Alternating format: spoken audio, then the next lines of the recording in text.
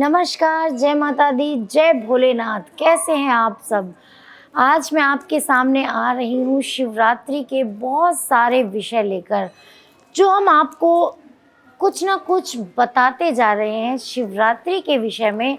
शिवरात्रि पर ऐसे बहुत सारे उपाय होते हैं कि अगर आप लोग या हम लोग उन्हें करें तो हमारी बहुत सारी इच्छाएं पूरी होती हैं।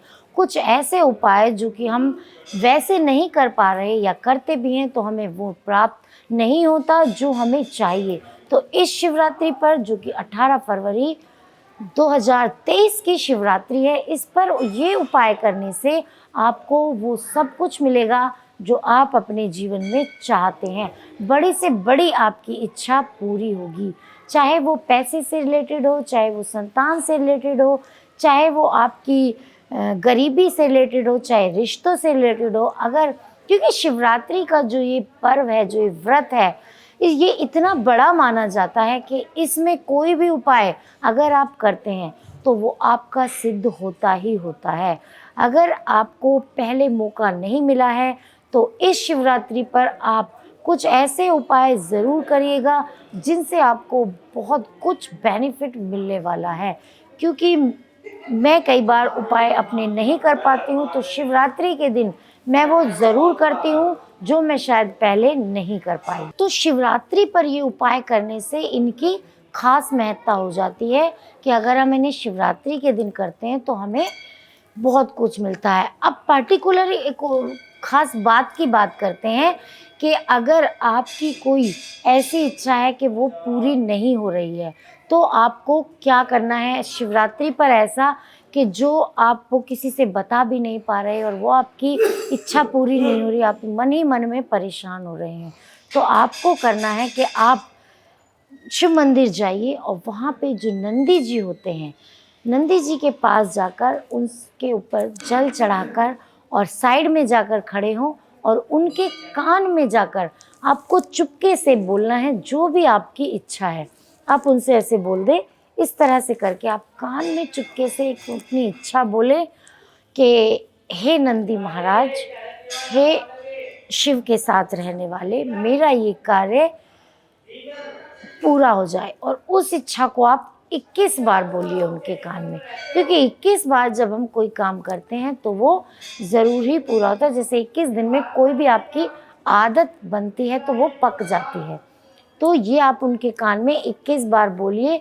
देखिए इस शिवरात्रि के बाद आपकी इच्छा कितनी जल्दी से पूरी होती है।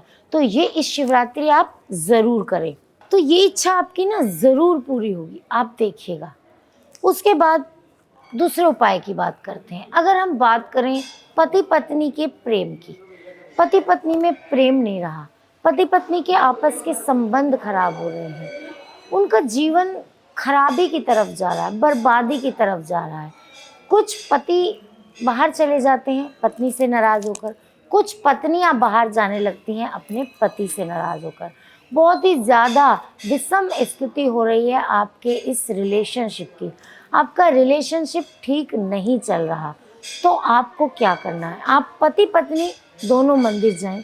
अगर पति से बिल्कुल नहीं बन रही तो पत्नी मंदिर जाए या पति मंदिर जाए, आप अकेले इसको करिए। और शिव पार्वती जो एक साथ होते हैं शिव परिवार में, वहाँ पे आप जाइए और सफ़ेद जो सूती कलावा होता है उससे आप दोनों को 7 बार बांधिए और पार्वती माँ का पूरा श्रृंगार आप करिए। जब आप ऐसा करेंगे और उन पर फल, दूध, कुमकुम, जो पार्वती माँ पे चूड़ियाँ, चंदन, ये सब चढ़ाएं और जलाभिषेक करें गंगा जल से भोलेनाथ का, यानी कि शिवलिंग का। जब शिव का आप पूरा रुद्राभिषेक करें और शिव और पार्वती माँ को आप पूरा श्रृंगार के साथ सब कुछ चढ़ाएं, तो इस शिवरात्रि पर, जो कि 18 फरवरी को पड़ रही है, जब इस शिवरात्रि पर आप ये महा उपाय करेंगे तो आपके जो पति पत्नी के रिलेशन हैं वो ठीक नहीं, बहुत अच्छे होने लगेंगे। इस शिवरात्रि पर आप ये ज़रूर करिएगा, मनोकामना के लिए भी और पति पत्नी के लिए भी। और साथ ही साथ आप सभी लोगों को कोई ऐसा काम आ रहा है जिसमें बहुत अड़चन आ रही है, वो पूरी नहीं हो रही है और भगवान शिव का आपको शिवरात्रि पर सबसे पहली बात तो व्रत रखिए। व्रत नहीं रख सकते तो आप जलाभिषेक करें, उस पे आप चावल चढ़ाइए, भांग चढ़ाइए, धतूरा चढ़ाइए, सफ़ेद चंदन चढ़ाइए, सफ़ेद फूल चढ़ाइए, शमी के पत्ते चढ़ाइए, पीपल के पत्ते चढ़ाइए, क्योंकि ये चढ़ाने से जो भी आपकी इच्छाएं हैं, जो भी आपके रुके हुए काम हैं, जो कोई अड़चन आ रही थी जिस काम में, वो खत्म हो जाएगी। महाशिवरात्रि के दिन आप ना ज़रूरतमंदों को ज़रूर कुछ ना कुछ दें, जिनको सच में ज़रूरत है, जो नीडी हैं उनको आपको पैसे चाहे आप ना दें, आप उनको खाना खिलाएं, कच्चा खाना दें या पका के दें, आप उनको कपड़े दें, गर्मी के दें या सर्दी के दें, जिस तरह का भी मौसम चल रहा है। मतलब आपको ज़रूरतमंदों को कुछ ना कुछ ज़रूर देना है। भोजन तो आपको ज़रूर कराना चाहिए, चाहे आप खरीद के ही कुछ दे दें।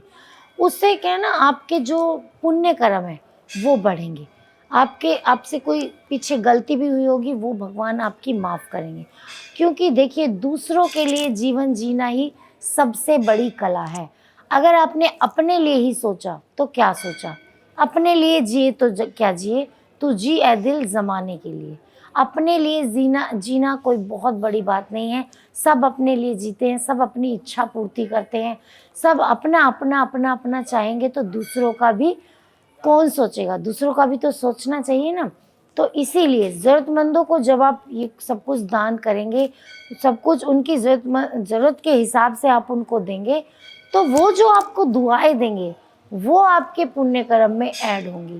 उससे आपको बहुत कुछ मिलेगा जीवन में, जो शायद आपने सोचा भी नहीं होगा। और कभी कभी ना किसी खास दिन पे देने से उसकी जो महत्ता है वो और बढ़ जाती है। इसीलिए मैं आपको बोल रही हूँ, शिवरात्रि के दिन घर से बाहर निकलिए, कोई भी ज़रूरतमंद दिखे या आप जानते हो उन्हें तो ज़रूर दे के आइएगा। और कोढ़ियों को अगर हो सके तो कोढ़ियों के आश्रम जाके वहाँ पे आप ज़रूर दान करके आइएगा, उनको कुछ खाना खिला के आइएगा, उनको कपड़े दे के आइएगा, क्योंकि ये 2023 वर्ष भी ऐसा है कि इस टाइम केतु का वर्ष है। कोढ़ियों को दान देने से तो आपका भला ही भला होगा, पुण्य ही पुण्य होगा। तो आप ये सारी चीज़ें ज़रूर करें। तो ये थी आज के लिए, बस इतना ही। मिलती हूँ आपसे अगले विषय पर, शिवरात्रि के अगले किसी टॉपिक पर। तब तक के लिए नमस्कार।